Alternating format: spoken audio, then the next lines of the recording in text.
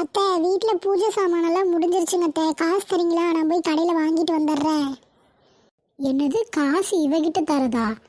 பூஜை சாமான் வாங்குறேன்ட்டு மொத்த பணத்தையும் முடிச்சுட்டு வந்துடுவா. நம்மளே மிச்சம் பண்ணி எல்லாத்தையும் சேர்த்து வச்சிட்ருக்குறோம். இவளை எப்படி அனுப்புறது? உனக்கு எதுக்கு மருமகளே அலைச்சல்? நானே போய் வாங்கிட்டு வரையிரு. அப்படிங்களா அத்தை? சரி, வேணா நான் லிஸ்ட்டு போட்டு கொடுக்கட்டுங்களா? ஏன், என்னென்ன பூஜை பொருள் வாங்குவோன்னு எனக்கு தெரியாதாக்கு? நான் வாங்கிட்டு வரணுடு. பிசுனாரி கிளவி, எங்கே நம்ம போனால் காசு அதிகமாக செலவாயிரும்ட்டு இதுவே போகணுங்குது. துர்கா, பூஜை சாமானம்லாம் பூஜை ரூமில் வச்சிருக்கிற சரியா இருக்குதான்னு பார்த்துக்கோ. ஏங்கத்த, பூஜை சாமானம் முடிஞ்சிருச்சுன்னா ஒன்றா ஒரு வாரத்துக்கு வாங்கிட்டு வரணும், இல்லை ஒரு மாதத்துக்கு வாங்கிட்டு வரணும். ஏன்னா 2 நாளைக்கு கூட பத்தாதாட்டு இருக்குது நீங்கள் வாங்கிட்டு வந்திருக்கிறது. என்னது 2 நாளைக்கு பத்தாதா?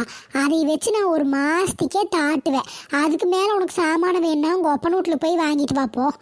சரியான கஞ்சம் பிடிச்ச கிளவி.